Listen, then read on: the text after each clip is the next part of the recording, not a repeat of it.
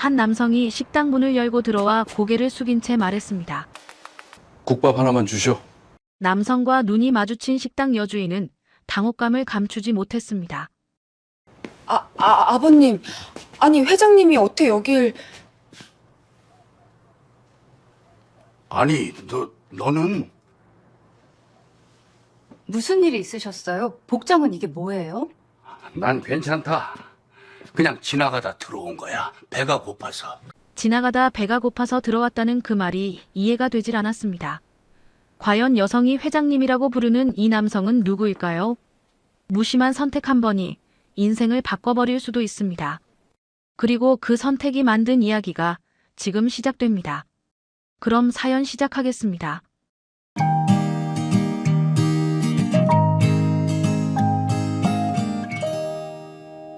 도심 한복판 25층짜리 건물 공사 현장 꼭대기에 한 남자가 서 있었습니다. 안전모도 쓰지 않은 채 양복깃을 세우고 팔짱을 낀 그 남자의 이름은 최승우. 58의 나이에도 눈빛만큼은 30의 그것처럼 날카로웠습니다. 발 아래로 개미처럼 움직이는 노동자들을 내려다보며 그는 낮고 단단한 목소리로 혼잣말을 내뱉었습니다. 건우야, 인생은 뭘 선택하느냐에 따라 달라진다. 차가운 겨울바람이 공사 철골 사이를 훑고 지나갔지만 그는 눈 하나 꿈쩍하지 않았습니다.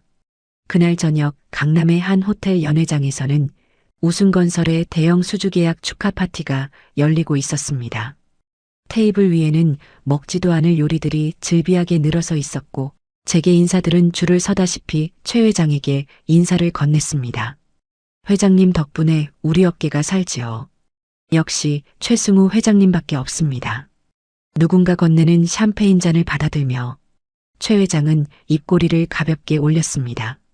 웃는 것처럼 보이지만 눈은 조금도 웃지 않았죠. 그 화려한 자리에 아들 건우의 모습이 보이지 않았기 때문입니다. 최 회장의 시선이 행사장 입구 쪽으로 한번 돌아갔다가 곧 거두어졌습니다. 그의 표정이 살짝 굳어지는 것을 옆에 있던 비서 윤 부장만이 눈치챘습니다. 잠시 후 최 회장의 휴대폰이 조용히 진동했습니다. 아들에게서 온 문자였습니다. 현장에서 사고가 있어서요. 오늘은 못 가겠습니다. 최 회장은 화면을 한번 훑어보고는 곧바로 주머니에 넣었어요. 잔을 들어 한 모금 마시고는 말했습니다. 못난 놈. 다음 날 아침 회사 대회의실. 보고가 한창 이어지던 중 뒤늦게 문을 열고 들어선 건우를 향해 임원들의 시선이 일제히 쏠렸습니다. 건우의 손등에는 붕대가 감겨 있었습니다. 어제 사고 현장에서 직접 부상자를 이송하다 입은 상처였죠. 어제 사고 현장에 갔더니 다친 사람이 있어서요. 건우가 자리에 앉으며 조용히 말했습니다. 최승우 회장은 그쪽을 보지도 않았습니다. 사고 처리는 현장 소장이 하면 되는 거야. 내가 왜 거기 있어? 그 목소리가 너무도 담담해서 오히려 더 서늘하게 들렸습니다. 건우는 대꾸하지 않고 그저 테이블 위를 내려다볼 뿐이었습니다. 회의가 끝나고 최 회장은 자리에서 일어서며 임원들에게 한마디를 남겼습니다. 내 후계자는 실력으로 검증할 겁니다. 누구를 향한 말인지는 굳이 설명하지 않아도 알 수 있었습니다. 건우는 끝내 고개를 들지 않았고 임원들은 종이를 내려다보며 침묵을 지켰습니다. 그날 밤 건우는 자신의 방에서 혼자 책상에 앉아 있었어요. 낡은 도면 몇 장을 펼쳐놓고 연필로 뭔가를 적어내려가다가 잠시 멈추고는 창밖을 바라봤습니다. 서울의 야경이 환하게 빛나고 있었습니다. 아버지한테 인정받는 날이 올까? 그렇게 썼다가 지웠어요. 최승우 회장은 모든 것을 스스로 일군 사람이었습니다. 남부럽지 않은 가정에서 자랐지만 부모의 도움 없이 맨손으로 건설업에 뛰어들어 30여 년을 버티고 싸우며 지금의 자리까지 올라온 사람이었죠. 업계에서는 그를 두고 독하다고 했습니다. 틀린 말은 아니었습니다. 그는 사람보다 숫자를 믿었고 인정보다 계약서를 믿었습니다. 한번 맺은 거래는 끝까지 밀어붙였고 물러서는 법이 없었습니다. 그렇게 쌓아 올린 것이 지금의 우승건설이었습니다. 그런 그에게도 아물지 않은 상처가 하나 있었어요. 5년 전 아내의 외도로 인해 이혼을 하게 되었습니다. 최승우 회장은 그날 이후 단 한 번도 그 여자 이야기를 입에 올리지 않았습니다. 주변에서 위로의 말을 꺼내려 하면 화제를 바꿔버렸고 혼자 있는 자리에서도 그 이름을 되뇌지 않았습니다. 다만 그때부터 눈빛이 조금 더 차가워졌고 말수가 조금 더 줄었습니다. 그리고 아들을 바라보는 눈에 이전과는 다른 무게가 실리기 시작했어요. 이제 남은 건 건우뿐이라는 듯 모든 기대와 집착이 그 아이 하나에게로 쏠려 있었습니다. 하지만 문제는 건우가 아버지가 바라는 모습과는 영 딴판이라는 데 있었습니다. 최승우 회장은 아들이 자신처럼 되기를 바랐습니다. 냉정하고 계산이 빠르고 어떤 상황에서도 흔들리지 않는 사람. 하지만 건우는 회의실보다 현장을 좋아했고 숫자보다 사람에 먼저 눈이 갔습니다. 다친 노동자가 있으면 직접 달려갔고 밥을 못 먹은 현장 직원이 있으면 함께 앉아 밥을 먹었습니다. 그런 아들을 볼 때마다 최 회장의 미간에는 주름이 잡혔습니다. 부드럽다 못해 물러터졌다고 생각했기 때문이죠. 자신이 살아온 세상이 얼마나 냉혹한지를 아직 모른다고 여겼습니다. 그러나 건우는 그 냉혹함을 배우고 싶지 않았습니다. 그저 아버지에게 인정받고 싶었을 뿐이었어요. 자기 방식대로 말이죠. 며칠이 지난 어느 날 건우가 말했습니다. 아버지, 드릴 말씀이 있어요. 최 회장은 소파에 앉아 신문을 읽고 있었습니다. 고개를 들지 않은 채 말해봐라고 짧게 응했습니다. 좋아하는 사람이 생겼습니다. 그제야 최 회장이 신문을 내렸습니다. 아들을 바라보는 눈이 금세 가늘어졌습니다. 좋아하는 사람? 말을 되받아치는 목소리에 이미 날이 서 있었습니다. 그래서 결혼하고 싶어요. 그래서 아버님께 소개해드리고 싶습니다. 지금 내 처지가 어떤지 알고 하는 소리야? 회사에서 내 자리가 어딘지 알아? 아직 아무것도 증명 못한 놈이 뭔 결혼 타령이야. 일과 사랑 중에 하나만 선택해. 건우는 시선을 내리깔지 않았습니다. 아버지, 일과 사랑은 별개예요. 그리고 저도 제 가정을 꾸리고 싶어요. 별개? 가정? 최 회장이 피식 웃었습니다. 웃음이 아니었습니다.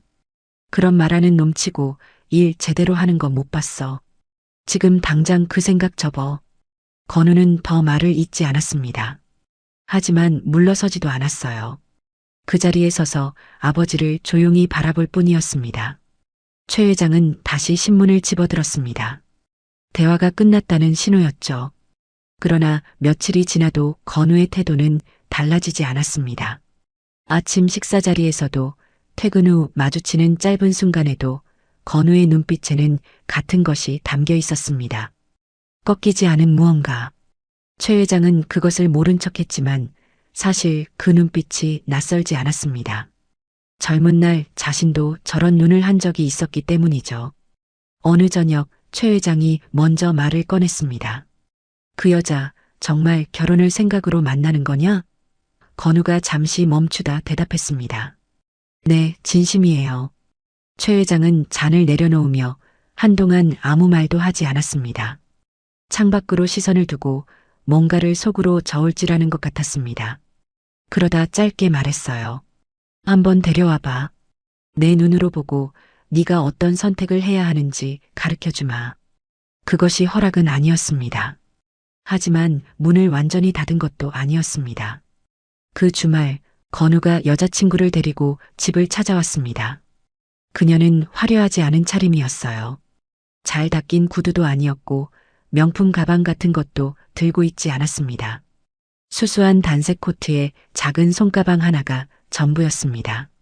하지만 어깨를 움츠리지 않았습니다. 최 회장의 눈길이 위아래로 한번 훑고 지나가는 동안에도 그녀는 시선을 피하지 않았죠. 안녕하세요. 박미현이라고 합니다.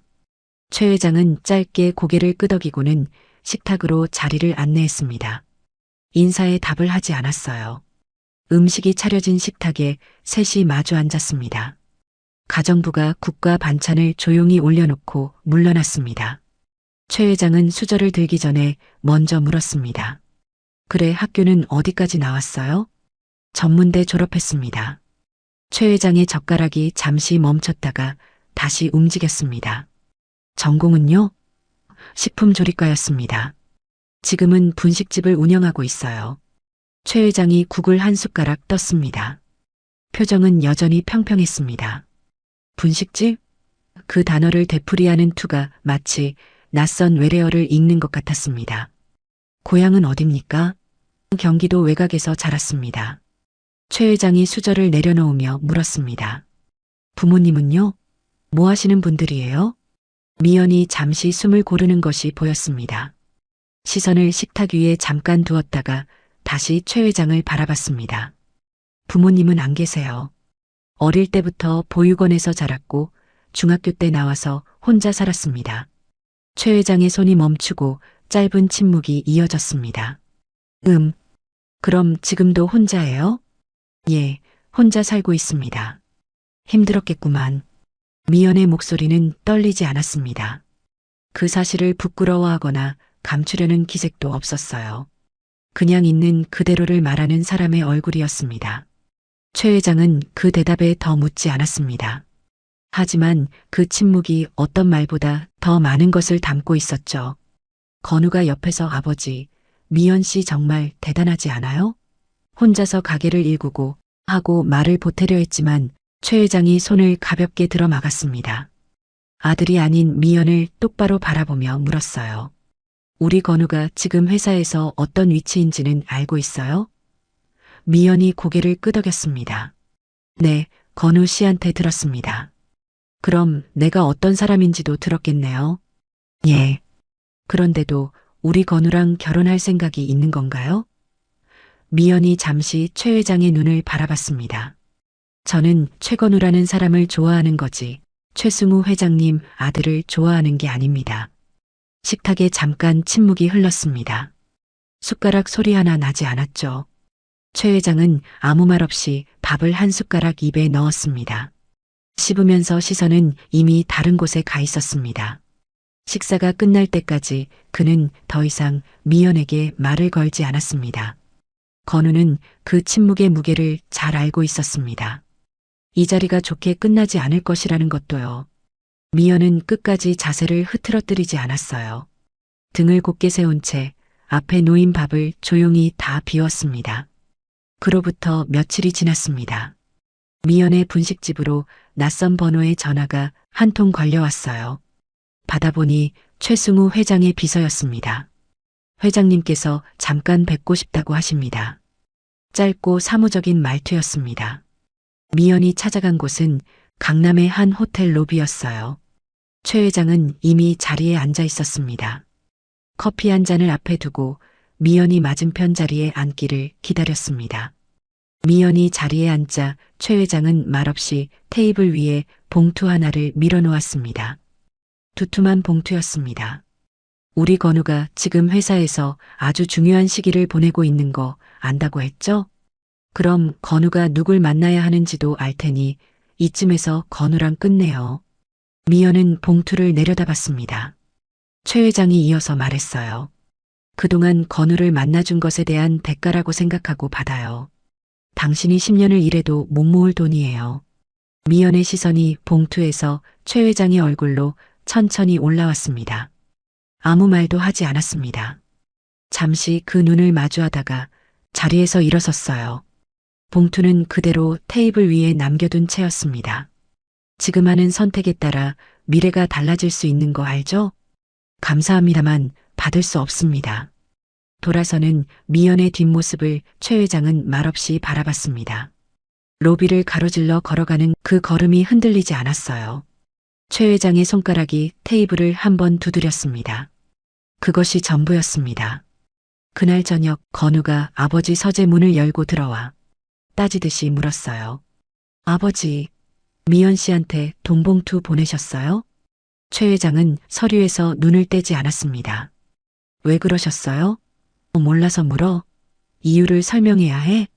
최 회장이 그제야 서류를 내려놓으며 아들을 바라봤습니다. 너한텐 그 여자가 어울리지 않아. 배경도 학벌도 집안도 없어. 내 며느리 자리는 그런 사람이 앉을 자리가 아니야. 건우의 턱이 가볍게 떨렸습니다. 아버지, 제가 사랑하는 사람이에요. 아버지는 왜 항상 돈으로 해결하려고 해요? 사람을 왜 그렇게 봐요? 최 회장의 눈이 가늘어졌습니다. 돈으로만 해결하려는 게 아니다. 인생은 선택이야. 내가 어떤 선택을 하느냐에 따라 내 미래가 달라지는 법이야. 그게 세상이야. 아니요. 아버지의 결론은 언제나 돈이었어요. 돈이 되는 선택이냐, 돈이 안 되는 선택이냐. 이거겠죠. 방 안에 잠시 침묵이 흘렀습니다. 최 회장이 자리에서 천천히 일어섰어요. 목소리가 낮아졌습니다. 낮을수록 더 무서운 사람이었습니다. 그 여자와 결혼할 거면 이 집에서 나가. 나가서 돌아오지 마. 내 하고 싶은 대로 하고 살아. 건우는 그 말을 듣고 한동안 그 자리에 서 있었습니다. 아버지의 눈을 바라봤죠.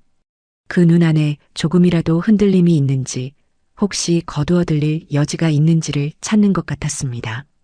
하지만 최 회장의 눈은 처음부터 끝까지 같은 온도였습니다.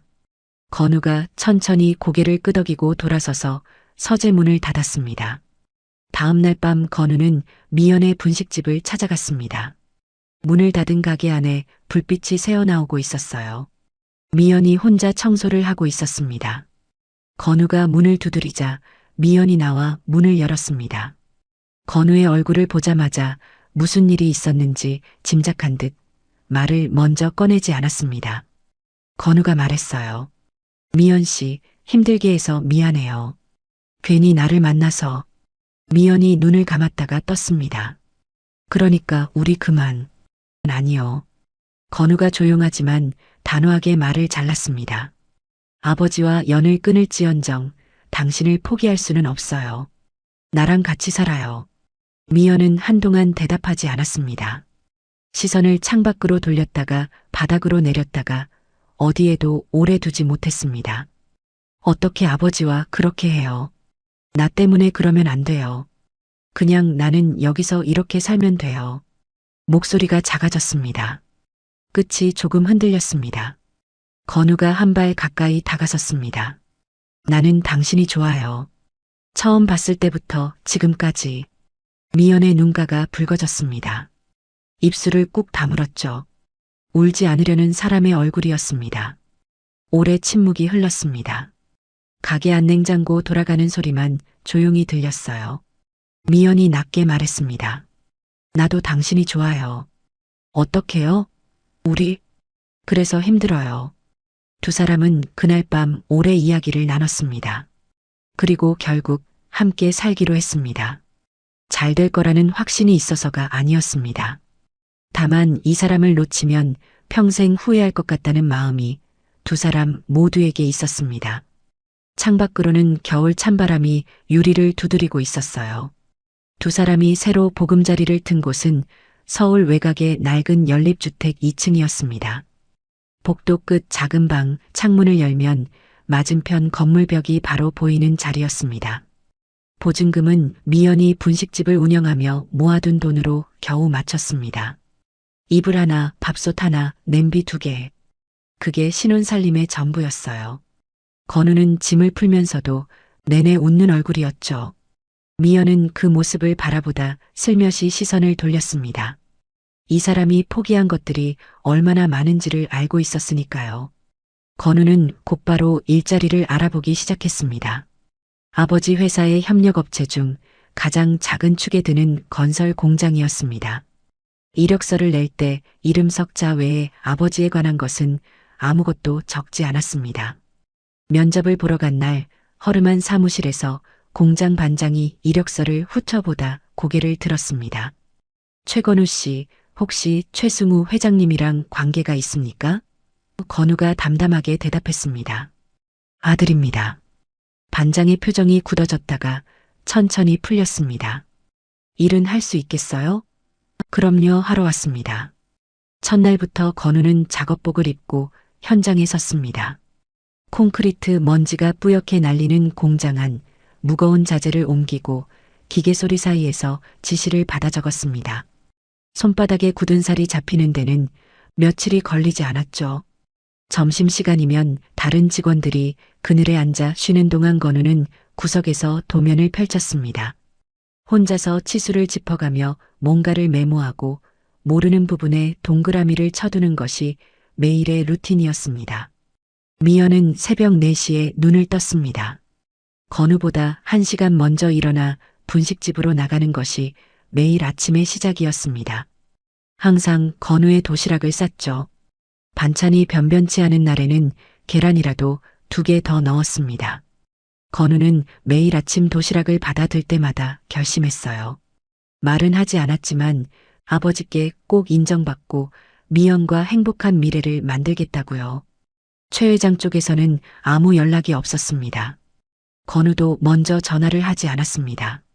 그러나 최 회장의 비서 윤 부장은 가끔 공장 쪽 관계자를 통해 건우의 동향을 보고받고 있었습니다. 별탈 없이 출근 중이고 성실하게 일하고 있다고 합니다. 최 회장은 그 말을 듣고 아무 반응을 보이지 않았어요. 그냥 다음 보고로 넘어갔습니다.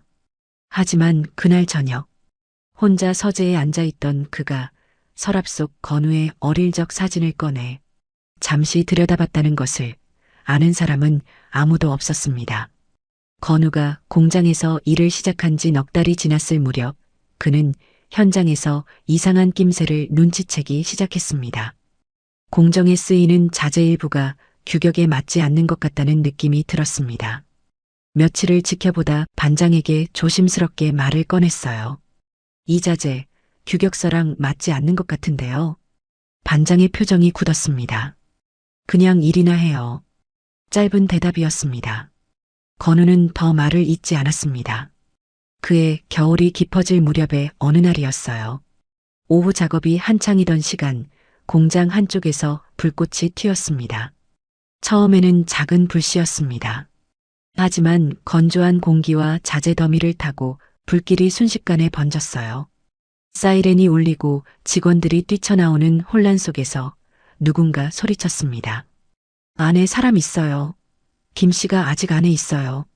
건우의 발이 멈췄습니다. 그리고 돌아섰어요. 주변에서 말리는 손길이 있었지만 건우는 이미 불길 속으로 뛰어들고 있었습니다. 연기가 눈을 찌르고 열기가 얼굴을 때렸습니다. 기침을 참으며 안쪽으로 들어가자 구석에서 쓰러진 동료가 보였어요. 건우가 어깨를 잡아 끌기 시작했습니다.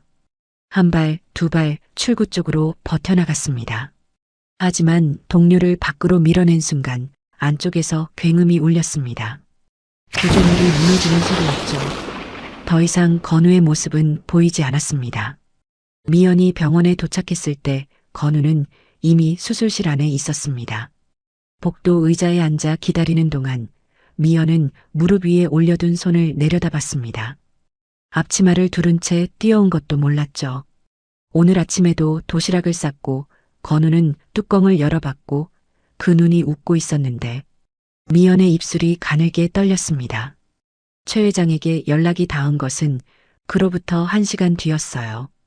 비서에게 전화를 받은 최 회장은 잠시 아무 말도 하지 않았습니다.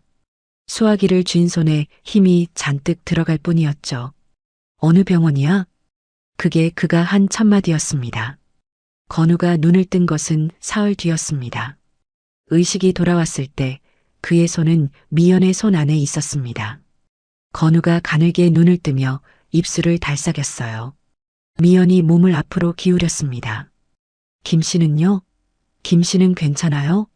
미연의 눈가가 뜨겁게 달아올랐습니다. 참으려 했지만 소용이 없었어요. 볼을 타고 눈물이 주르륵 흘러내렸습니다. 그 병실 문 밖에 최 회장이 서 있었어요.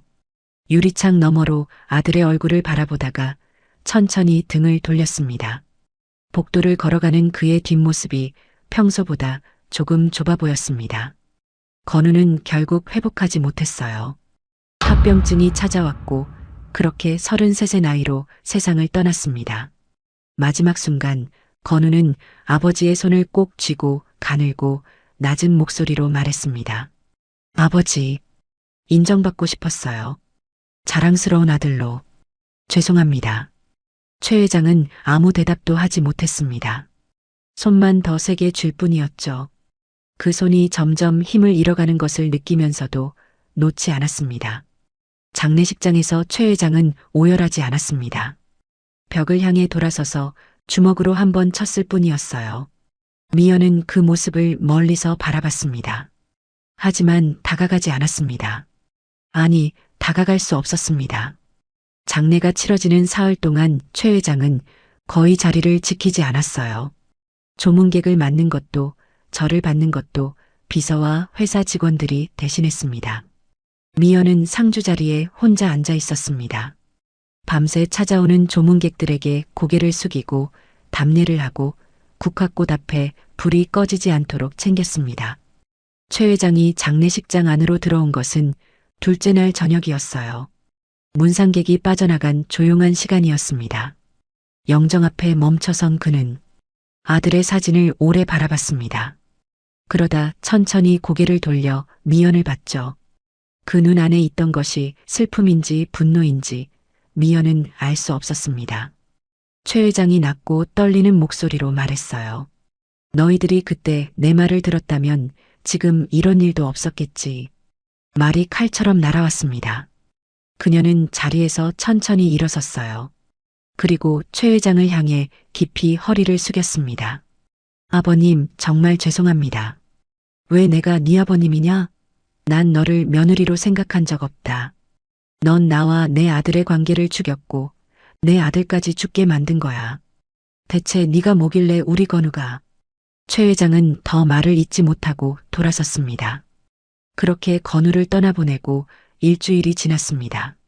미연이 가게 문을 열고 하루를 시작하려던 아침, 최 회장의 비서가 찾아왔습니다. 두툼한 봉투를 건네며 말했어요. 회장님 말씀 전해드립니다. 미연이 봉투를 받아들었습니다. 안을 열어보지 않아도 무엇인지 알 수 있었습니다. 비서가 이어서 말했어요. 멀리 가십시오. 다시는 회장님 눈앞에 나타나지 마시라고 하셨습니다. 미연은 한동안 봉투를 내려다봤습니다. 가게 안 냉장고가 웅웅 돌아가는 소리만 들렸죠. 그녀는 아무 말도 하지 않았어요. 비서가 돌아가고 나서도 한참을 그 자리에 서 있었습니다. 그리고 앞치마를 두르고 가스불을 올리고 육수 냄비를 얹었습니다. 그렇게 5년이 흘렀습니다.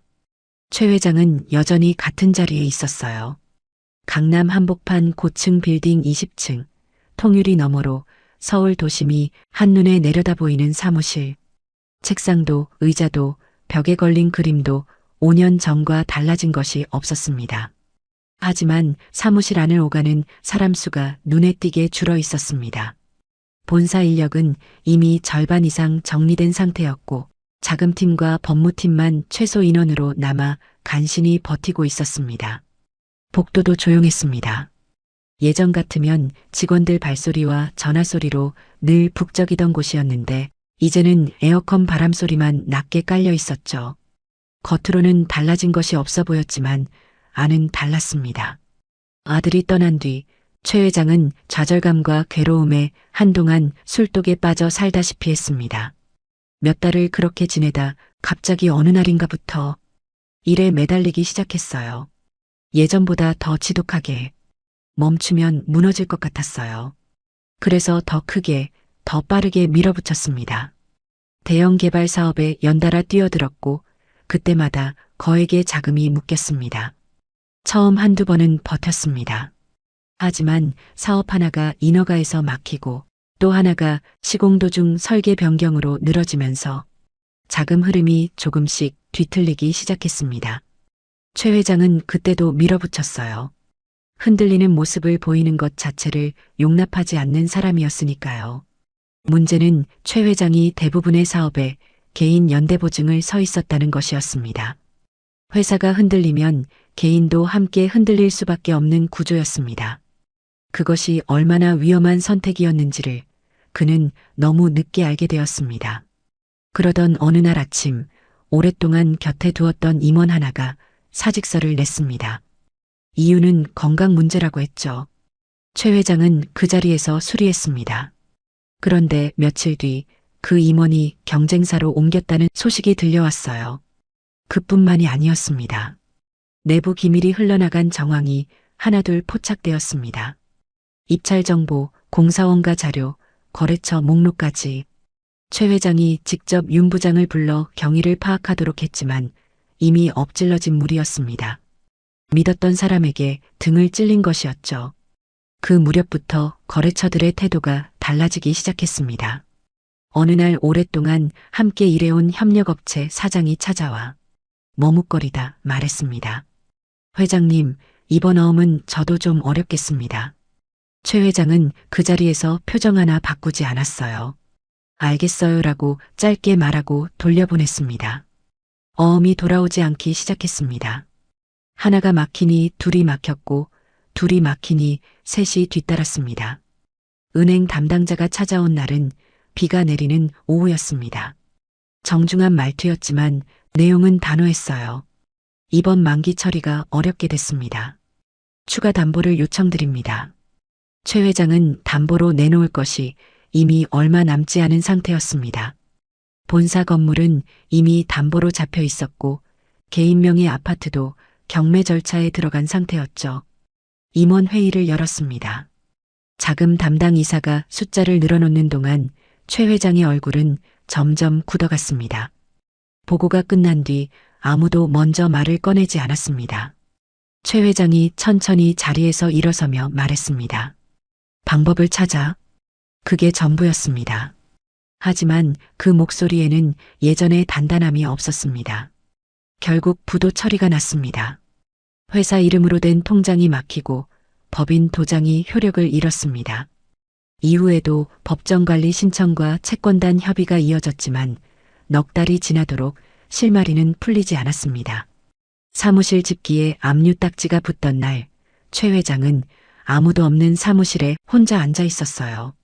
직원들은 이미 대부분 떠난 뒤였습니다. 윤 부장이 마지막으로 사직서를 책상 위에 올려놓으며 말했습니다. 죄송합니다, 회장님. 최 회장은 그 종이를 바라보며 아무런 말도 할 수 없었습니다. 사채업자가 나타난 것은 부도 처리 이후였습니다. 개인 연대보증을 근거로 찾아온 것이었습니다. 정중한 차림의 남자였는데 말투가 부드러울수록 눈빛이 차가웠죠. 기한이 지났습니다, 회장님. 이제 회장님도 아니시지 않습니까? 최승우는 그 말을 듣고 아무 반응을 보이지 않았습니다. 하지만 그날 이후 갈 곳이 없었어요. 집도 사무실도 이제 그의 것이 아니었습니다. 몇 날 며칠을 이곳저곳을 전전했습니다. 오래된 지인에게 전화를 했지만 연결음이 길게 울리다 끊겼습니다. 다른 번호를 눌렀습니다. 아, 회장님, 저 지금 자리를 비워서요. 또 다른 번호. 죄송합니다. 저도 사정이 어려워서요. 최승우는 휴대폰을 주머니에 넣었습니다. 그의 겨울은 초입이었지만 유난히 추웠어요. 최승우는 외투깃을 세우고 걸었습니다. 방향이 있는 걸음이 아니었습니다. 배가 고팠지만 언제부터 아무것도 먹지 않았는지 기억이 나지 않았어요. 골목을 돌다 보니 불이 켜진 작은 식당들이 보였어요. 유리창 안으로 따뜻한 김이 서려 있었습니다. 최승우의 걸음이 느려졌습니다. 그러다 어느 간판 앞에서 멈췄습니다. 오래된 글씨체로 쓰인 작은 국밥집이었어요. 특별할 것은 없었습니다. 그런데 그 안에서 흘러나오는 냄새가 발걸음을 붙잡았습니다. 문득 기억 하나가 스쳤죠. 건우가 어릴 때 뚝배기를 들고 후후 불어가며 먹던 모습이 떠올랐습니다. 한동안 그 자리에 서서 유리창 안을 들여다봤습니다. 그리고 천천히 문을 밀었어요. 들어서는 순간 따뜻한 국물 냄새가 얼굴을 감쌌습니다. 오랫동안 맡아보지 못한 냄새였어요. 가게 안은 작고 낡았습니다. 천장에 매달린 형광등 하나가 노르스름한 빛을 내리쬐고 있었고 플라스틱 의자 몇 개와 좁은 테이블이 다닥다닥 붙어 있었죠. 최승우는 구석 자리를 찾아 앉았습니다. 고개를 숙이고 메뉴판을 올려다보다가 가격 앞에서 손이 멈췄습니다. 지갑 안에 남은 것이 얼마인지 떠올렸습니다. 카운터 쪽에서 인기척이 났습니다. 어서 오세요. 뭐 드릴까요? 고개를 들지 않고 대답했습니다. 국밥 하나만 주쇼. 주문을 받으러 다가온 사람과 눈이 마주쳤습니다. 박미현이었어요. 5년 전 최승우의 며느리였던 박미현. 그녀도 최승우를 알아봤습니다. 손에 들고 있던 수첩이 살짝 흔들렸어요. 눈을 한번 깜빡이더니 그대로 굳어버렸습니다. 잠시 침묵이 흘렀습니다. 아버님, 아니, 회장님이 어떻게 여길? 미연의 목소리가 낮게 나왔습니다. 당황한 기색이 역력했지만 이내 그녀의 눈이 최승우의 얼굴을 찬찬히 훑었어요. 며칠은 씻지 못한 듯한 머리카락, 구겨진 외투, 핏기 없이 가라앉은 얼굴빛. 무슨 일이 있으셨어요? 안색이 너무 안 좋아 보이시는데. 최승우는 시선을 피했습니다. 난 괜찮다. 그냥 지나가다 들어온 거야. 배가 고파서. 그게 전부였습니다. 회사가 무너진 것도, 집이 넘어간 것도, 며칠째 거리를 떠돌았다는 것도 입 밖에 내지 않았어요. 하지만 굳이 말하지 않아도 알 수 있었습니다. 그 짧은 한마디 안에 모든 것이 담겨 있었으니까요. 네, 잠시만 기다려주세요. 미연은 더 묻지 않았습니다. 수첩을 주머니에 넣고 조용히 주방 쪽으로 돌아섰어요. 주방 쪽에서 가습을 켜지는 소리가 났습니다. 이내 사골 국물 끓는 냄새가 가게 안으로 흘러나오기 시작했어요. 최승우는 테이블 위에 두 손을 올려놓고 가만히 앉아 있었습니다. 맞은편 벽에 붙은 메뉴판을 아무 생각 없이 바라봤습니다. 옆 테이블에서는 노부부가 조용히 국밥을 먹고 있었고 뚝배기 부딪히는 소리가 유난히 크게 들렸습니다. 잠시 후 미연이 쟁반을 들고 왔습니다. 뚝배기 국밥 한 그릇과 함께 깍두기 한 접시, 파김치 한 종지가 놓였습니다. 최승우는 한동안 그 그릇들을 내려다봤습니다. 뚝배기에서 하얀 김이 피어오르고 있었어요. 숟가락을 들어 국물을 한 모금 떴습니다. 입안으로 넘어가는 순간 뜨거운 것이 목을 타고 내려갔습니다. 최승우는 숟가락을 내려놓지 않고 계속 먹었습니다. 천천히, 그러나 멈추지 않고. 그릇이 거의 비워갈 무렵이었습니다. 미연이 다시 다가와 물컵을 채워줬습니다. 최승우가 지갑을 꺼내 열었습니다. 안을 들여다보는 그 짧은 순간 손가락이 멈췄어요. 지폐 한 장이 남아 있었는데 그것이 전부였습니다. 미연이 그 모습을 봤는지 안 봤는지 먼저 말했어요. 오늘은 그냥 가세요. 다음에 오시면 그때 주세요. 최승우의 손이 지갑 위에서 굳었습니다. 입을 열었다가 닫았습니다. 결국 아무 말도 하지 못하고 지갑을 주머니에 넣었어요. 자리에서 일어서려는데 가게 문이 벌컥 열렸습니다. 찬바람이 한꺼번에 밀려 들어왔습니다. 문 앞에 서 있는 사람은 중년의 남자였어요. 낡은 점퍼에 운동화, 머리는 헝클어진 채였습니다. 술 냄새가 문 열리는 순간부터 풍겨왔습니다. 남자는 몸을 비틀거리며 안으로 들어서더니 큰 소리로 외쳤습니다. 미연아, 애비 왔다. 가게 안 손님들의 시선이 일제히 그쪽으로 쏠렸습니다. 미연의 얼굴이 순식간에 굳었습니다. 카운터에서 나오며 낮은 목소리로 말했어요. 여기가 어디라고 찾아와요? 나가세요. 하지만 남자는 아랑곳하지 않았습니다. 비틀거리는 걸음으로 안쪽으로 더 들어오더니 테이블을 손바닥으로 탁 쳤습니다. 그릇들이 흔들렸습니다. 인연이 애비한테 말버릇이 그게 뭐야? 딸년이 애비한테 밥 한 끼도 못 줘? 이 버릇 없는 년. 노부부가 자리에서 일어나 황급히 나갔고 다른 손님도 눈치를 보다 슬그머니 자리를 피했습니다. 미연은 물러서지 않았습니다. 다시 한번 말했어요. 빨리 나가세요. 조용히 나가시지 않으면 신고할 거예요. 남자의 눈이 풀린 채로 미연을 노려봤습니다. 그러더니 손을 뻗어 카운터 위에 있던 물컵을 집어들었습니다. 그 순간 최승우가 자리에서 일어섰습니다. 두 걸음 만에 남자 앞에 섰습니다. 그리고 남자의 멱살을 잡았어요. 힘이 빠진 몸이었지만 소나기에는 뭔가 단단한 것이 남아 있었습니다. 남자가 휘청거리며 최승우를 올려다봤습니다. 눈이 마주쳤습니다. 그 순간 남자의 얼굴이 사색이 됐습니다. 입술이 달싹였어요. 뭐야, 너는? 너는? 최승우도 그 얼굴을 내려다보며 굳었습니다. 아니, 너는? 박만철? 오래된 기억이 빠르게 스치는 것 같았어요. 두 사람은 그 자리에서 한동안 꼼짝도 하지 않았습니다. 그러다 남자가 갑자기 몸을 비틀어 빠져나갔습니다. 최승우의 소나기에서 벗어나 가게 문 쪽으로 다른 박질 치듯 나가버렸어요. 문이 쾅 닫혔습니다. 가게 안에 잠시 정적이 흘렀습니다. 최승우는 그 닫힌 문을 바라보며 천천히 손을 내렸습니다. 손끝이 미세하게 떨리고 있었어요. 천천히 돌아서며 미연을 바라봤습니다. 아니, 저놈이 여길 왜 온 거냐? 박만철 저놈이. 미연은 카운터 모서리를 두 손으로 잡은 채 서 있었습니다. 손등이 하얗게 변해 있었어요. 잠시 침묵이 흘렀습니다. 제 아버지예요. 목소리가 낮고 잠겨 있었습니다. 최승우의 눈썹이 천천히 올라갔습니다. 뭐야? 아버지라고? 넌 그때 분명 보육원에서 자랐다고 고아라고 하지 않았어? 미연이 시선을 테이블 위로 내렸습니다. 대답이 금방 나오지 않았어요. 저런 아버지를 뒀다는 게 평생 부끄러웠으니까요. 엄마를 죽인 살인자나 마찬가지였어요. 짧은 대답이었습니다. 최승우는 그 말을 듣고 한동안 아무 말도 하지 않았습니다. 가게 안에는 두 사람만 남아 있었고 주방에서 사골 국물 끓는 소리만 낮게 들려왔습니다. 최승우가 자리에 다시 천천히 앉으며 물었습니다. 그럼 내 엄마 이름이 뭐냐? 미연이 고개를 들었습니다. 최승우의 눈이 달랐습니다. 조금 전과는 다른 눈빛이었어요. 미연이 조용히 대답했습니다. 이서연이에요.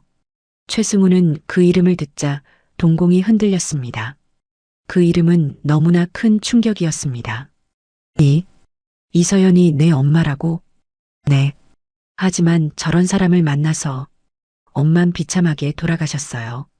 미연이 눈물을 글썽이며 행주를 카운터 위에 내려놓았습니다. 잠시 말이 없었어요. 그 침묵 속에서 최승우의 머릿속으로 오래된 기억들이 밀려 들어오기 시작했습니다. 까맣게 잊고 있었던 것들이었습니다. 어린 시절, 그와 박만철은 같은 동네에서 나고 자랐습니다. 골목 하나를 사이에 두고 살았던 사이였어요. 최승우네는 그 동네에서 그나마 형편이 나은 집이었고 박만철네는 늘 쪼들렸습니다. 만철은 그것을 어릴 때부터 몸으로 알고 있었어요. 살 오른 닭이 걸어다니는 최승우네 마당을 담장 너머로 바라보던 눈, 그 눈 안에 무엇이 담겨 있었는지를 어린 승우는 알아채지 못했습니다. 그저 단짝이었고 죽이 잘 맞는 친구였죠. 세월이 흘러 두 사람이 20대 초반 무렵이었습니다. 동네에 낯선 얼굴이 하나 들어왔어요. 서울에서 이사온 이서연이었습니다. 아버지 사업이 기울면서 홀어머니와 함께 내려온 처지였는데 그런 사정이 무색할 만큼 단아하고 밝은 사람이었습니다.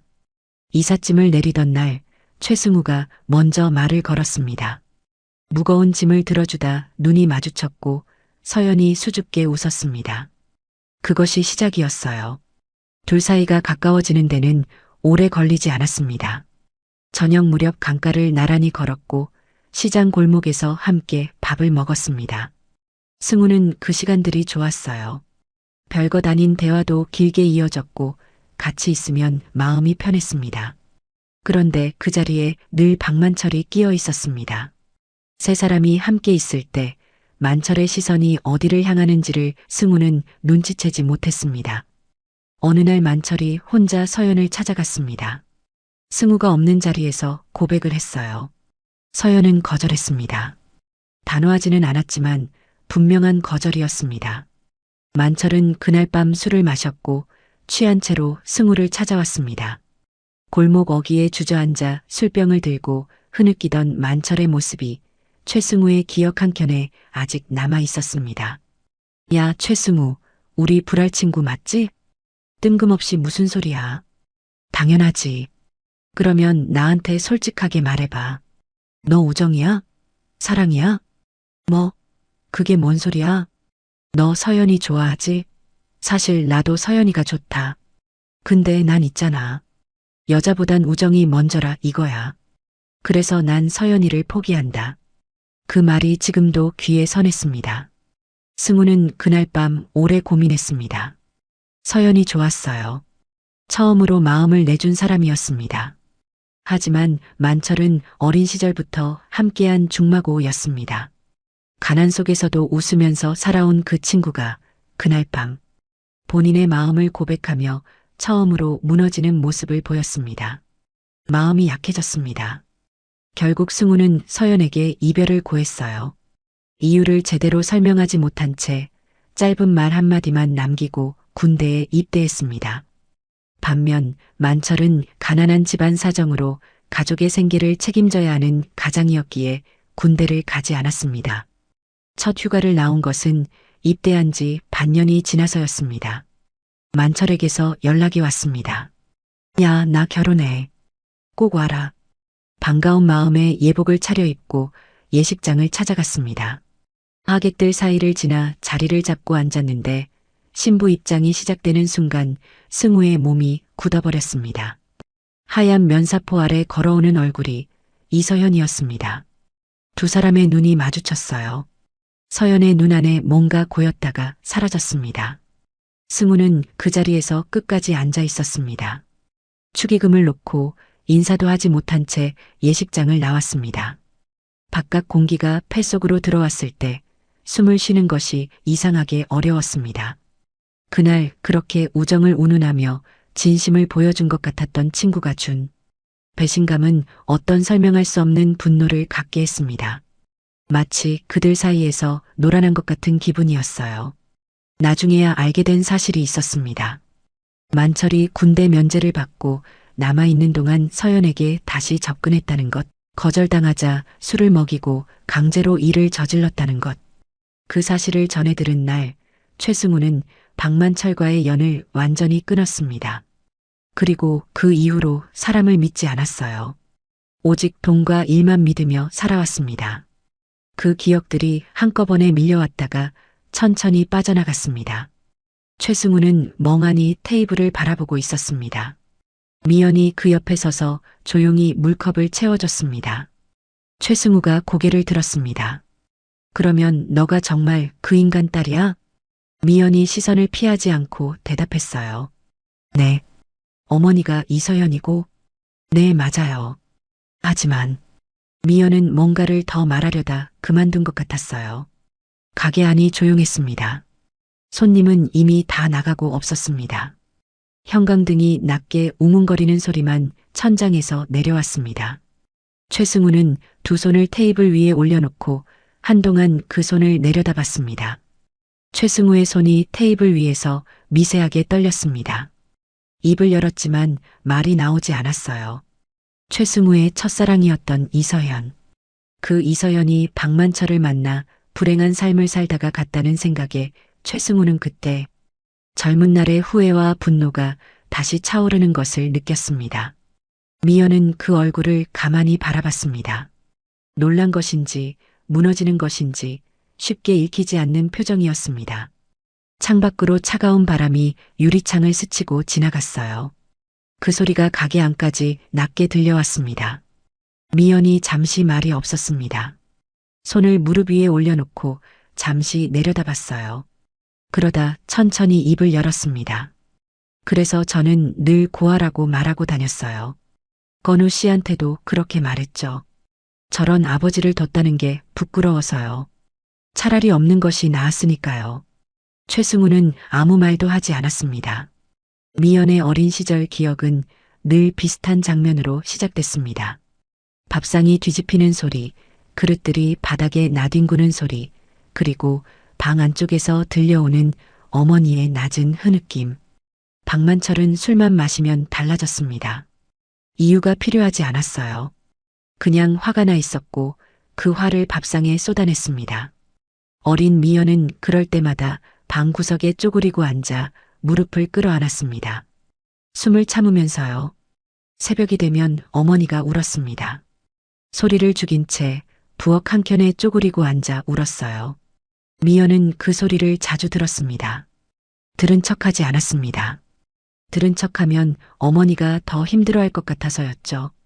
그렇게 모른 척 누워 있으면서 눈을 꼭 감던 기억이 지금도 선명하게 남아 있었습니다. 엄마는 그래도 티를 안 냈어요. 저한테는요. 낮에는 늘 웃고 있었습니다. 미연의 목소리가 조금 잠겼습니다. 서연이 아프기 시작한 건 미연이 24살 무렵이었습니다. 처음에는 소화가 안 된다고 했어요. 속이 불편하다고 했습니다. 별것 아니겠거니 했는데 어느 날 병원에서 연락이 왔습니다. 미연이 혼자 병원을 찾아갔습니다. 의사가 차트를 펼치며 설명을 시작했는데 말이 귀에 들어오지 않았어요. 췌장암, 말기. 그 두 단어만 머릿속에 남았습니다. 미연은 의사 앞에서 아무 말도 하지 못했습니다. 그녀가 할 수 있었던 건 그저 눈물뿐이었습니다. 참아보려 해도 도저히 참아지지 않는 눈물. 그렇게 눈물을 흘린 채 병원 복도를 걸어 나왔어요. 엘리베이터 문이 닫히는 순간에야 벽에 등을 기댔습니다. 치료비가 문제였습니다. 미연이 가게를 운영하며 모은 돈을 치료비에 쏟아붓기 시작했어요.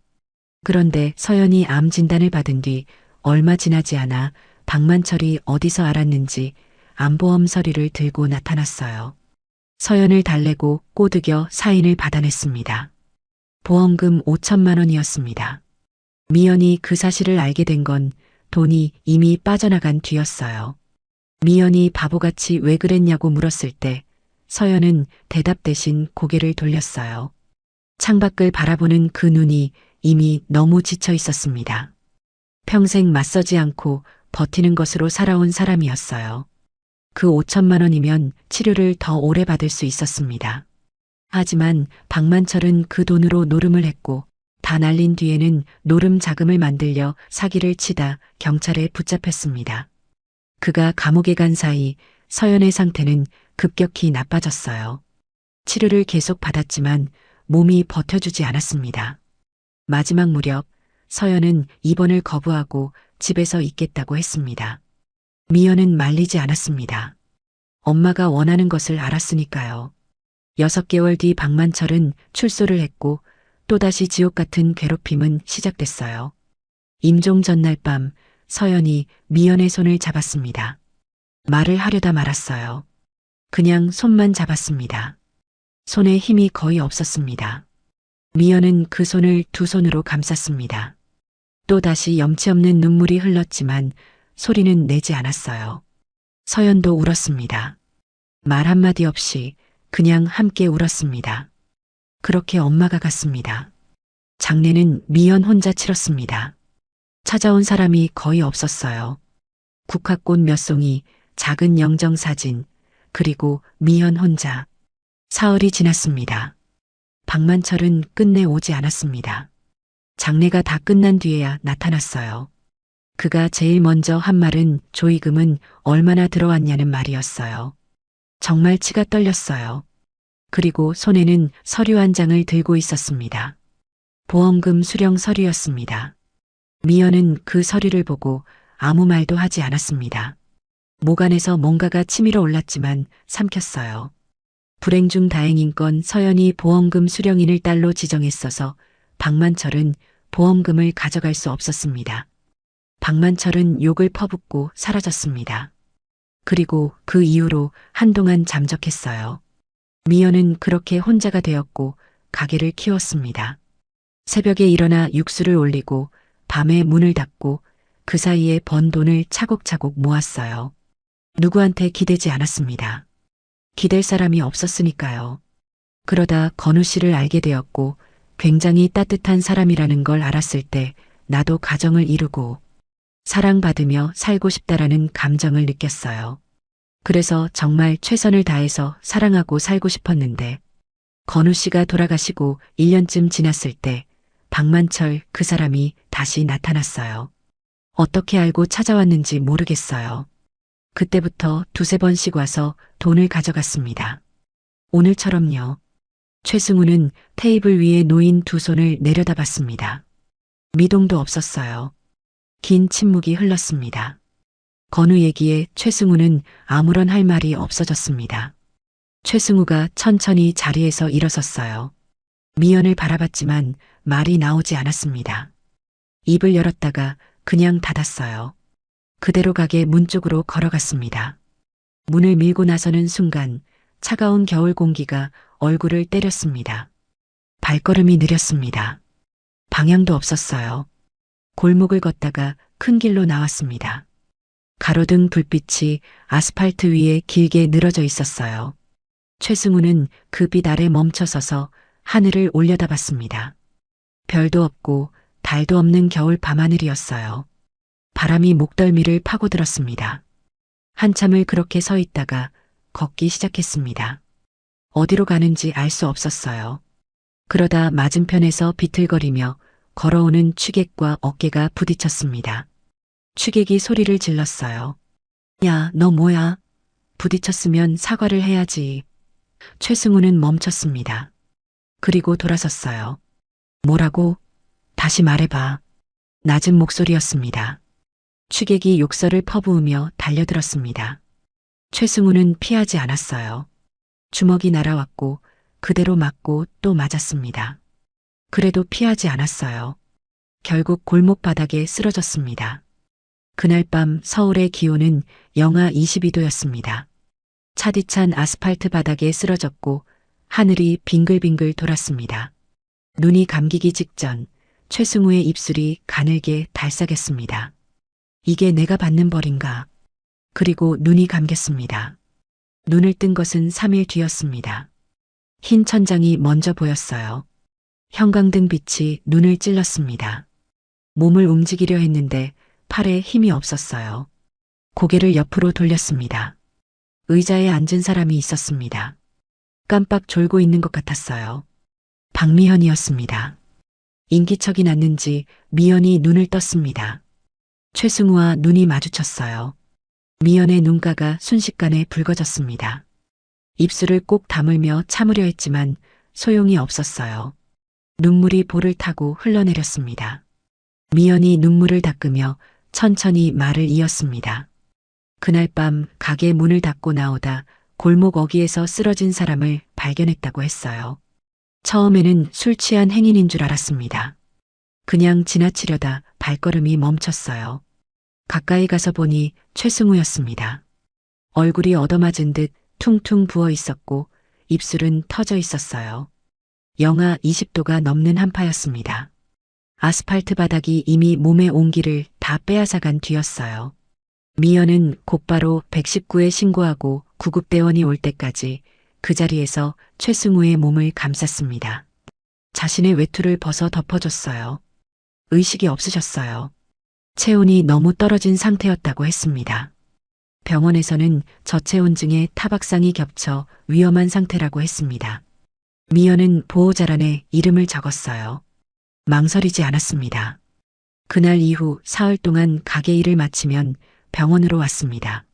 새벽에 깜빡 졸다가 아침이 되면 다시 가게로 나갔어요. 그러기를 반복했습니다. 최승우가 물었습니다. 왜 그랬어? 나한테 잘해줄 이유가 없잖아. 미연이 잠시 창밖을 바라봤습니다. 그러다 천천히 입을 열었어요. 건우 씨 때문이에요. 최승우의 눈이 미연을 향했습니다. 건우 씨가 살아있었으면 이랬을 것 같아서요. 어떤 상황에서도 아버지를 외면하지 않았을 사람이니까요. 미연의 목소리가 조금 떨렸습니다. 저는 건우 씨를 사랑했어요. 그 사람이 아버지를 얼마나 그리워했는지도 알고 있습니다. 죽기 전에 한 말이 아버지 얘기였으니까요. 미연이 입술을 꼭 다물었다가 다시 열었어요. 그러니까 저는 건우 씨 대신 한 거예요. 그게 다예요. 최승우는 그 말을 듣고 한동안 아무것도 하지 않았습니다. 손이 이불 위에서 천천히 쥐어졌어요. 눈이 뜨거워졌습니다. 참으려 했지만 소용이 없었어요. 눈가에서 뭔가 뜨거운 것이 흘러내렸습니다. 최승우는 고개를 돌렸어요. 미연이 보지 못하도록 창 쪽으로 얼굴을 향했습니다. 하지만 미연은 이미 봤습니다. 그리고 아무 말도 하지 않았어요. 조용히 물컵을 다시 채우고 자리에 앉았습니다. 네, 엄마. 이서연이 독백처럼 나온 말이었습니다. 미연이 고개를 끄덕였어요. 최승우가 천천히 시선을 천장으로 돌렸습니다. 한동안 말이 없었어요. 링거줄 끝에서 약물이 한 방울씩 떨어지는 소리만 조용히 들렸습니다. 그 사람은 내 첫사랑이었다. 미연의 눈이 가만히 최승우를 향했습니다.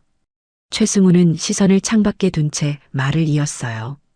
오래 묵혀둔 것들이 천천히 흘러나오는 것 같았습니다. 젊은 날 서연을 처음 만났던 것, 둘이 강가를 걸었던 것, 그리고 친구의 눈물에 마음이 흔들려 이별을 고하고 군대로 떠났던 것. 말로 꺼내니 더 허망하게 들렸어요.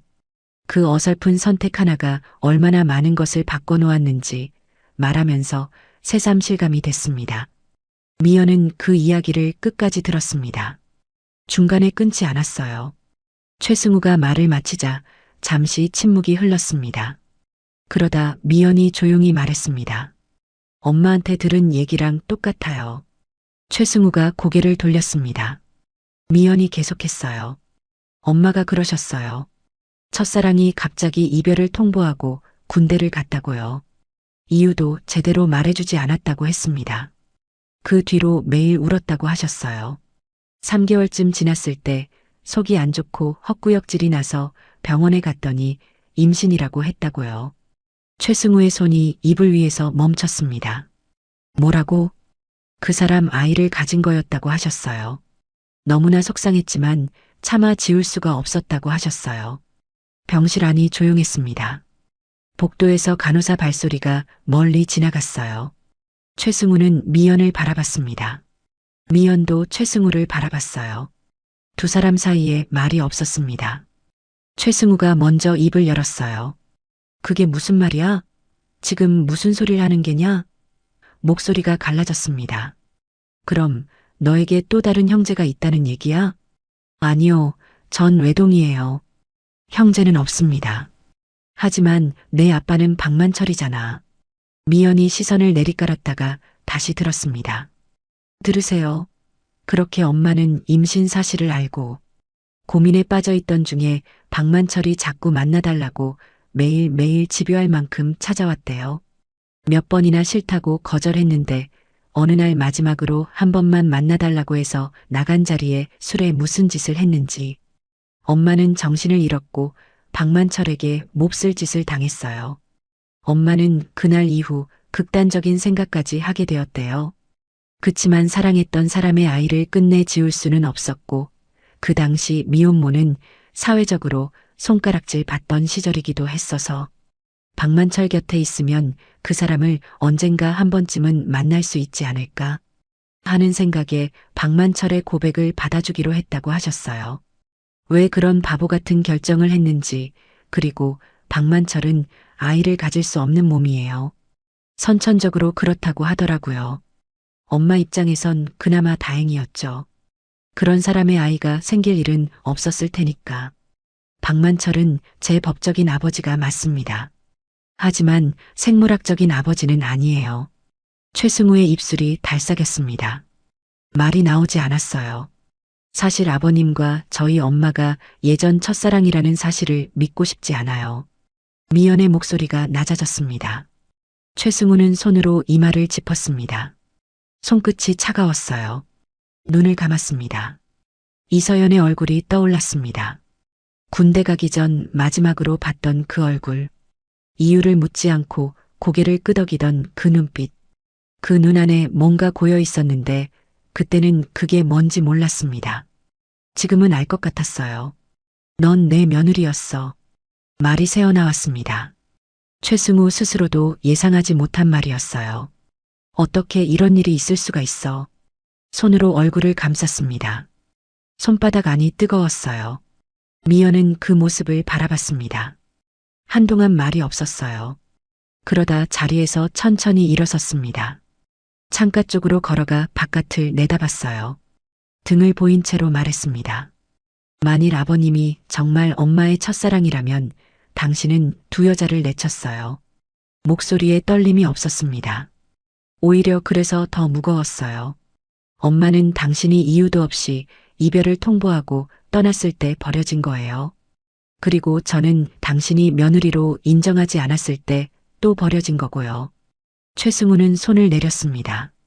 미연의 등을 바라봤어요. 반박할 말이 없었습니다. 있어도 꺼낼 수가 없었어요. 엄마는 그래도 당신을 원망하지 않으셨어요. 한 번도 나쁜 말을 하지 않으셨습니다. 그게 더 마음이 아팠어요. 미연이 창가에서 돌아섰습니다. 최승우와 눈이 마주쳤어요. 그 눈 안에는 눈물도 분노도 없었습니다. 다만 아주 깊은 곳에서 오랫동안 삭혀온 것들이 가라앉아 있는 것 같았어요. 저는 아직 준비가 안 됐어요. 지금 이 상황을 어떻게 받아들여야 할지 모르겠습니다. 그 말을 끝으로 미연은 가방을 들었습니다. 병실 문 쪽으로 걸어갔어요. 최승우는 그 뒷모습을 바라보며 일어나려 했지만 몸이 따라주지 않았습니다. 문이 열렸다가 닫혔어요. 병실 안에 최승우 혼자 남았습니다. 링거줄 끝에서 약물이 한 방울씩 떨어졌습니다. 천장이 하얗게 펼쳐져 있었어요. 최승우는 그 천장을 바라보며 오랫동안 눈을 깜빡이지 않았습니다. 눈가가 뜨겁게 달아올랐어요. 그러나 눈물이 흘러내리기 직전 그는 눈을 감았습니다. 그리고 그대로 굳어버렸습니다. 퇴원 수속을 마친 날 최승우는 병원 입구에 한동안 서 있었습니다. 갈 곳이 없었어요. 집도 사무실도 기댈 사람도 없었습니다. 주머니 안에는 병원에서 돌려받은 지갑 하나와 휴대폰이 전부였어요. 미연이 곁에서 말했습니다. 근처에 고시원이 하나 있어요. 일단 거기 있으세요. 최승우는 대꾸하지 않았습니다.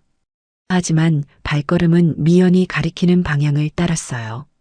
고시원은 미연의 가게에서 골목 2개를 돌면 나오는 곳이었습니다. 최승우는 그 방에 짐도 없이 들어섰어요. 벽에 등을 기대고 앉아 천장을 바라봤습니다.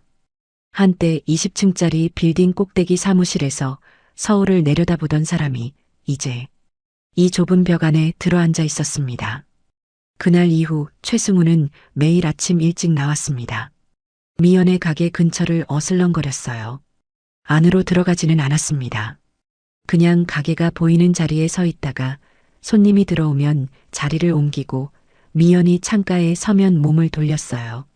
박만철이 다시 나타날 것 같다는 느낌이 있었어요. 박만철을 만나 묻고 싶었습니다. 추운 날이 이어졌습니다.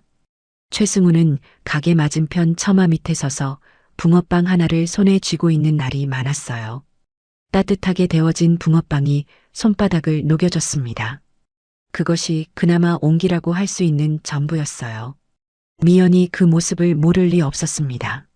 며칠째 같은 자리에 서 있는 사람을 못 본 척하기는 어려웠어요. 단골 할머니 손님이 어느 날 미연에게 귀띔했습니다. 저기 저 어르신 며칠째 저기 계시던데요. 아는 분이에요? 미연은 대답 대신 웃음으로 넘겼어요. 그리고 그날 저녁 가게 문을 닫으면서 창밖을 한번 바라봤습니다. 최승우가 여전히 그 자리에 있었어요. 미연은 아무것도 하지 않았습니다. 불을 끄고 뒷문으로 나갔어요. 열흘이 지난 어느 날이었습니다. 가게 문이 벌컥 열렸습니다. 낮부터 술 냄새가 진동했어요. 박만철이었습니다. 낡은 점퍼는 지난번 그대로였고 눈은 풀려 있었습니다. 그는 가게 안으로 들어서며 큰 소리로 말했습니다. 딸내미야, 아빠가 왔다. 점심 손님 서너 명이 고개를 들었습니다. 미연은 카운터에서 나오며 낮은 목소리로 말했어요. 뭐예요 또? 당장 나가세요. 박만철은 아랑곳하지 않았습니다. 손님들 사이를 비틀거리며 지나쳐 카운터 앞에 섰어요. 야, 나 오늘 그냥 안 가. 너 숨겨놓은 돈 있는 거 다 알아. 내놔봐. 이때까지 키워줬으면 보답을 해야 할 거 아냐. 미연이 다시 말했습니다. 키워주긴 개뿔. 당신한테 줄 돈은 없으니까 빨리 나가세요. 안 그러면 신고할 거예요. 목소리는 여전히 낮았지만 손은 카운터 모서리를 꽉 쥐고 있었어요. 박만철이 테이블을 뒤집었습니다. 국밥 뚝배기가 바닥에 쏟아지며 요란한 소리를 냈어요. 손님들이 비명을 지르며 자리를 피했습니다. 박만철은 집기를 집어들었어요. 돈 안 가져오면 이 가게 다 부숴버린다. 그때 가게 문이 다시 열렸습니다. 최승우였습니다. 조용하게 들어섰어요. 큰 소리도 빠른 걸음도 아니었습니다. 그냥 천천히 걸어 들어와 박만철 앞에 섰어요. 두 사람의 눈이 마주쳤습니다. 박만철의 손에 들린 집기가 멈췄어요. 야, 박만철이, 너 왜 이러고 사냐? 최승우의 목소리는 낮았습니다. 낮을수록 더 무거웠어요. 박만철의 눈이 가늘어졌습니다. 그러다 피식 웃었어요. 그래, 최승우, 역시 너였구나. 저번엔 보고 좀 놀랬는데, 너도 다 망했다며? 하하, 거지가 된 소감이 어떠신가? 최승우는 대꾸하지 않았습니다. 박만철이 한 발 다가섰어요. 사실 말이야. 나는 어릴 때부터 네가 너무 같잖았어. 다 가진 놈이 여자까지 차지하려 했잖아. 나는 처음부터 그게 꼴 보기 싫었다고. 최승우가 천천히 입을 열었습니다.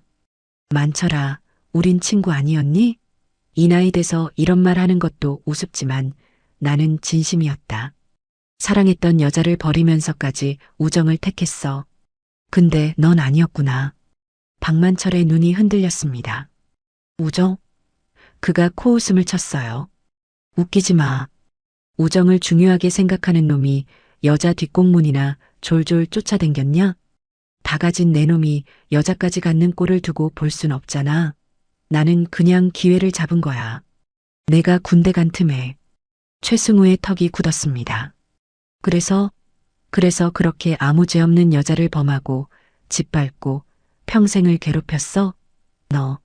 어쩌다 이렇게까지 된 거야. 너가 그러고도 사람이냐? 넌 하늘이 무섭지도 않더냐? 그게 누구 때문인데 이 자식이. 박만철이 입술을 비틀었습니다. 눈이 충혈된 채로 최승우를 노려봤어요. 어쩔 건데.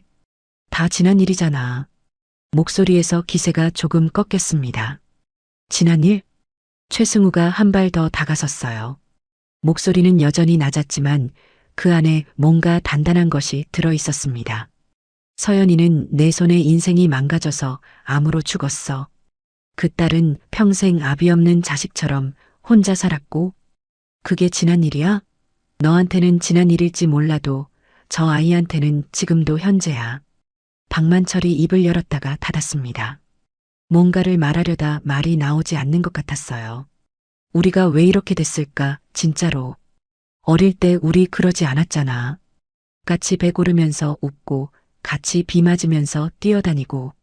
그때 우리가 이 꼴이 될 줄 알았겠어. 순간 박만철의 눈 안에 뭔가가 스쳤습니다.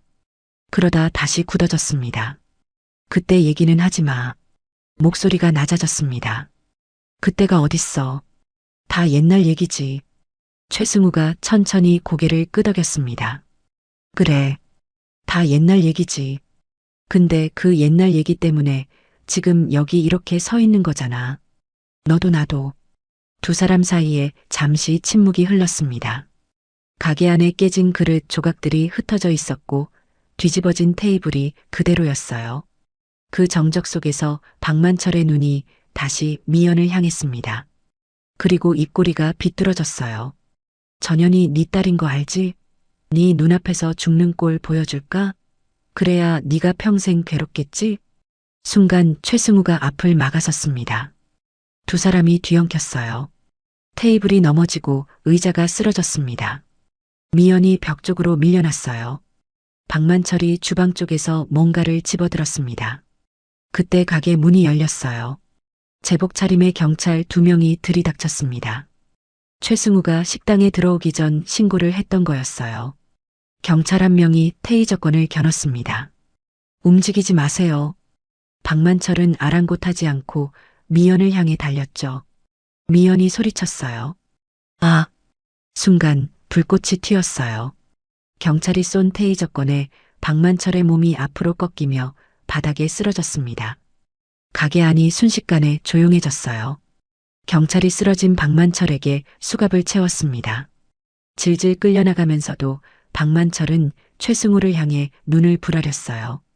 최승우는 그 눈을 피하지 않았습니다. 끌려가는 박만철의 모습이 가게 문 밖으로 사라질 때까지 그 자리에 서서 바라봤습니다. 뒤집어진 테이블, 깨진 뚝배기, 바닥에 흥건한 국물. 최승우는 천천히 고개를 돌렸습니다. 미연이 벽에 기댄 채 주저앉아 있었어요. 무릎을 끌어안고 고개를 숙인 채였습니다. 최승우가 한 발 다가갔습니다. 그러다 멈췄어요. 손을 뻗으려다 내렸습니다. 그 자리에 서서 미연의 등을 바라봤어요. 가게 안에 두 사람만 남았습니다. 아무 말도 없었어요. 바깥에서 경찰차 사이렌 소리가 멀어져 갔습니다. 두 사람은 한동안 아무 말도 하지 않았습니다. 바닥에 흩어진 깨진 그릇 조각들, 엎질러진 국물, 뒤집어진 의자들. 미연이 먼저 몸을 움직였어요. 아무 말 없이 빗자루를 들고 바닥을 쓸기 시작했습니다. 최승우가 넘어진 테이블을 일으켜 세웠어요. 두 사람은 그렇게 나란히 가게를 정리했습니다. 말 한마디 없이. 그날 이후 박만철에 대한 조사가 시작됐습니다. 미연은 경찰서에 혼자 찾아가 진술서를 제출했어요. 박만철이 처음 나타난 날부터 하나하나 기록해온 것이었습니다. 날짜, 금액, 상황까지 빠짐없이 적혀 있었어요. 형사가 서류를 보며 잠시 말이 없었습니다. 최승우도 참고인으로 불려갔어요. 진술서에 서명하면서 형사가 물었습니다. 피해자분하고 관계가 어떻게 되십니까? 최승우가 잠시 멈췄다가 대답했어요. 가족입니다. 재판은 3달 뒤에 열렸습니다. 법정은 조용했어요. 방청석에 최승우와 미연이 나란히 앉았습니다. 서로 말을 나누지는 않았어요. 그냥 같은 방향을 바라봤습니다. 피고인석에 박만철이 앉아 있었어요. 수의를 입고 고개를 숙인 채였습니다. 그 모습이 낯설었습니다. 한때 골목에서 함께 뛰어다니던 친구였고 눈물을 흘리며 우정을 얘기하던 사람이었어요. 지금은 그 흔적을 찾을 수가 없었습니다. 검사가 혐의를 낭독했습니다. 살인미수, 공갈협박, 영업방해, 사기. 항목이 하나씩 읽힐 때마다 법정 안의 공기가 조금씩 가라앉았어요. 박만철의 변호인이 우발적인 행동이었으며 피고인은 깊이 반성하고 있습니다라고 말했습니다. 최승우는 그 말을 듣고 시선을 앞으로 고정한 채 움직이지 않았어요. 미연이 증인석에 섰습니다.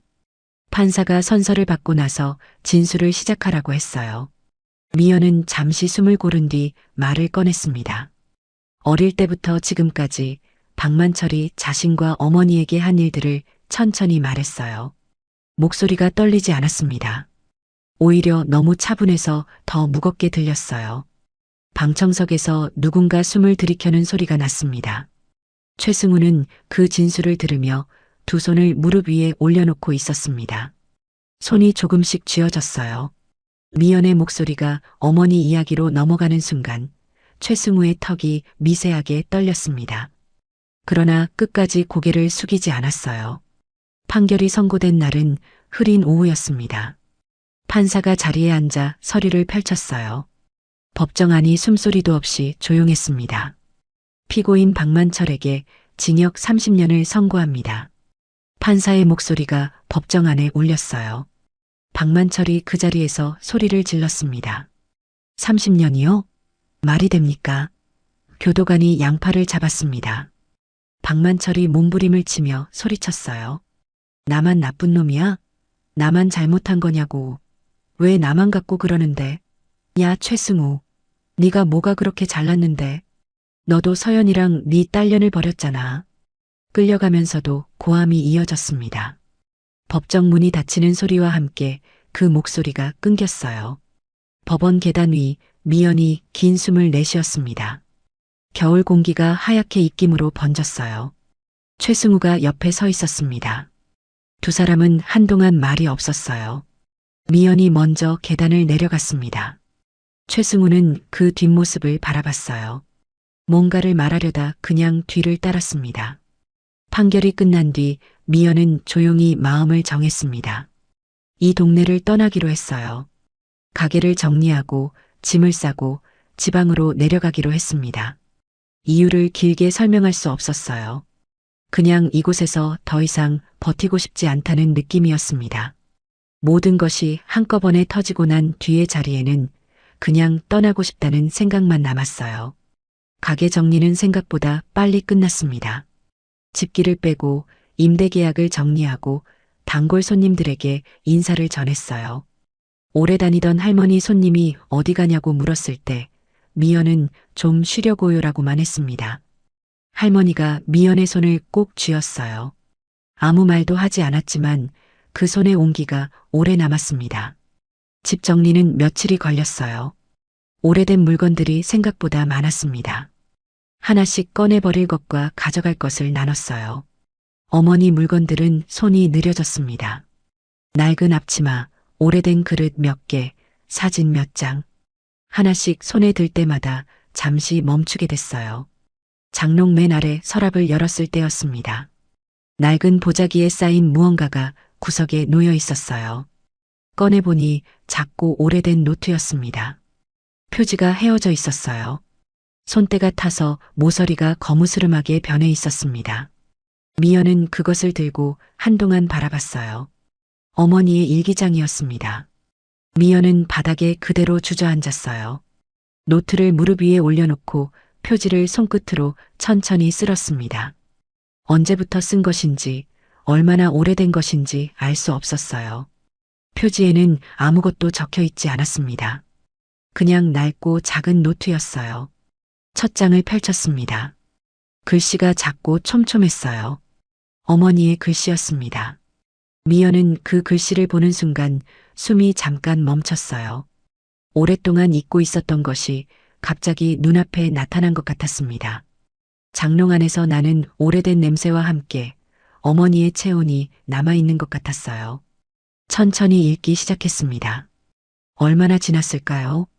미연의 눈가가 뜨겁게 달아올랐고 이내 뜨거운 눈물이 볼을 타고 흘러내렸습니다. 다 읽고 나서 미연은 한동안 그 자리에 앉아 있었습니다. 일기장을 덮고 가슴에 꼭 안았어요. 눈물이 그친 자리에 뭔가 무거운 것이 남아 있었습니다. 슬픔인지 미안함인지 아니면 다른 무엇인지 말로 설명할 수 없는 것이었어요. 창밖으로 눈이 내리기 시작했습니다. 소리도 없이 천천히 내려앉는 눈이었어요. 미연은 그 눈을 바라보며 일기장을 짐 가방 맨 위에 조심스럽게 넣었습니다. 그리고 천천히 자리에서 일어섰어요. 눈이 내리는 날이었습니다. 최승우에게 미연이 문자를 보냈습니다.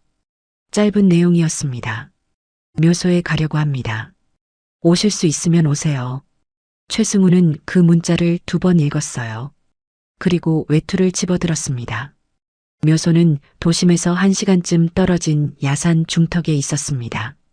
미연이 먼저 와 있었어요.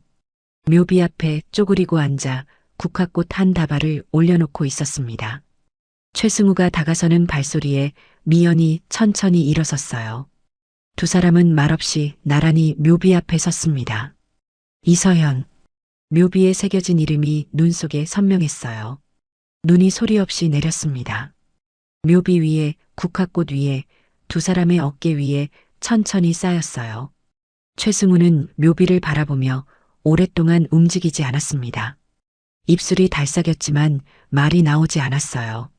미연은 그 모습을 바라봤습니다. 한동안 말이 없었어요. 그러다 천천히 입을 열었습니다. 엄마는 당신을 원망하지 않았어요. 그냥 바보처럼 평생 그리워하다 가셨어요. 최승우는 무릎을 꿇은 채 고개를 숙였습니다. 어깨가 가늘게 떨렸어요. 하지만 저는 달라요. 미연의 목소리가 낮아졌습니다. 차갑지 않았어요. 그렇다고 따뜻하지도 않았습니다. 그냥 아주 솔직한 목소리였어요. 엄마는 당신을 용서했는지 몰라도 저는 아직 준비가 안 됐어요.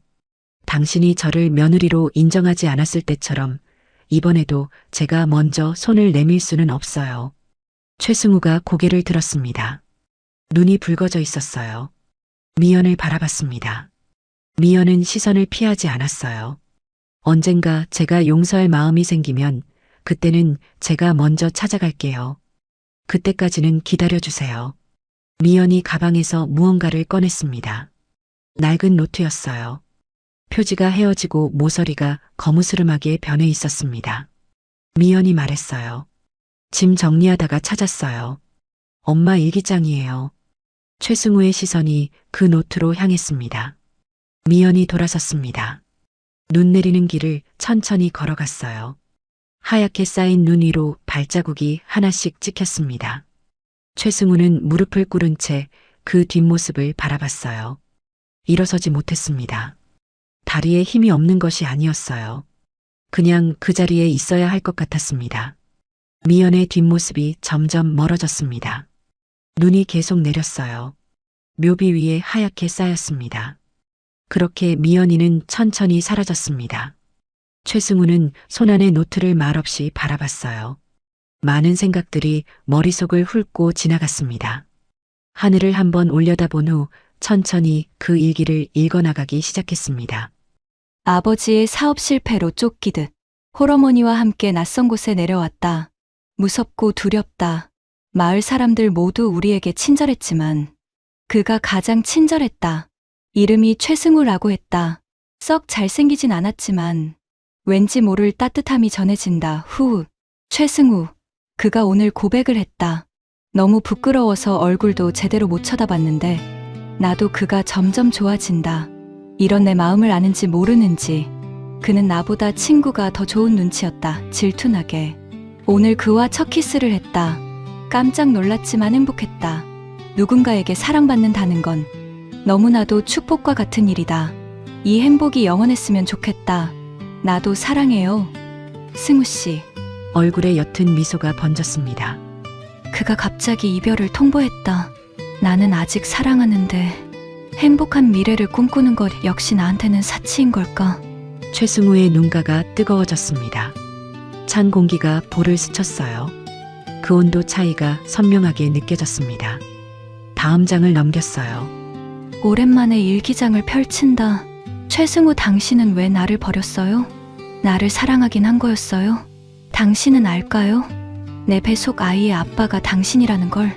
최승우의 입에서 짧은 숨이 새어나왔습니다. 오늘은 기분이 꽤 괜찮은 날이었다. 의사가 말하길 박만철은 아이를 가질 확률이 거의 없는 불임이라고 했다. 그나마 신이 나를 위로해주는 것 같아. 눈물이 났다. 눈이 계속 내렸습니다. 최승우는 눈에 눈물이 고이기 시작했습니다. 미연이가 태어났다. 작고 붉은 얼굴로 세상에 나오자마자 울음을 터뜨렸다. 그 소리가 어찌나 크던지 나도 모르게 따라 울었다. 당신을 많이 닮았다. 특히 눈이. 그 눈을 보는 순간 이 아이만큼은 절대 불행하게 키우지 않겠다고 마음먹었습니다. 최승우의 눈이 가늘게 떨렸습니다. 미연이가 오늘 처음으로 엄마라고 불렀다. 어눌한 발음이었는데 어찌나 또렷하게 들리던지 하루 종일 그 말이 귓가에 맴돌았다. 박만철은 관심도 안 가져준다. 그래도 아빠가 될 사람인데 어쩜 저럴까 하지만 이 아이가 있어서 오늘도 버텼습니다. 눈이 소리 없이 내렸습니다. 최승우의 두 볼을 따라 눈물이 흘러내리고 있었습니다. 미연이가 감기에 걸렸다. 밤새 열이 내리지 않아 이마에 물수건을 올려주며 밤을 새웠다. 새벽에 열이 조금 내리고 나서야 숨을 돌렸다. 자는 얼굴을 한참 들여다봤다. 이렇게 예쁜 아이가 내 딸이라는 게 아직도 믿기지 않는다. 미연이가 오늘 처음으로 혼자 걸었다. 비틀비틀 두 발로 서더니 나를 향해 걸어왔다. 두 팔을 벌리고 달려들어 안기는데 그 작은 몸이 얼마나 따뜻하던지 한동안 꼭 안고 있었다.